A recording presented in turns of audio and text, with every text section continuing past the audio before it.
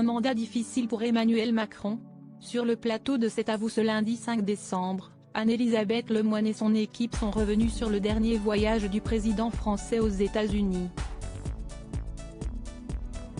Un déplacement suivi par l'émission qui a pu, grâce à la présence du chroniqueur Mohamed Bouafsi, obtenir quelques confidences du chef d'État sur son travail au quotidien.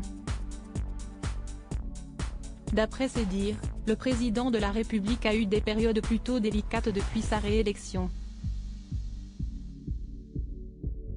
En tant que président, il ne faut surtout pas écouter la musique du moment parce qu'elle change aussi vite que le moment, a rapidement annoncé Emmanuel Macron en préambule aux journalistes.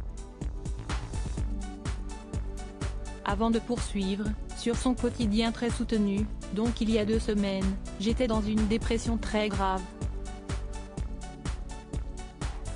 Il y a 1 mois, j'étais en train de faire le travail de tous les ministres et du Premier ministre.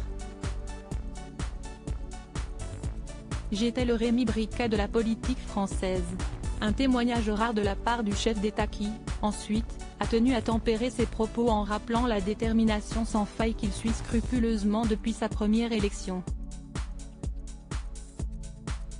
Supérieur à Brigitte et Emmanuel Macron aux États-Unis, dîner, star, éclat de rire. Leur voyage en images Emmanuel Macron, fatigué par ses responsabilités. Par le passé, Emmanuel Macron avait déjà partagé quelques confidences sur son état d'esprit. Pour preuve, en mars 2019, un de ses amis avait partagé aux Parisiens que le président était déjà, à l'époque, trop investi dans son travail. On n'est pas loin du burn-out, pouvait-on découvrir. Des propos qui, début avril 2020, avaient été repris par Jean-Luc Mélenchon lors de son passage sur France Info. Face à nos confrères, le leader des Insoumis avait rapidement jugé, de manière sarcastique, le président de la République en indiquant qu'il était fatigué et même au bout de sa vie. Des comportements également épinglés dernièrement par ses alliés lors des élections présidentielles. Crédit photo, capture d'écran France 5.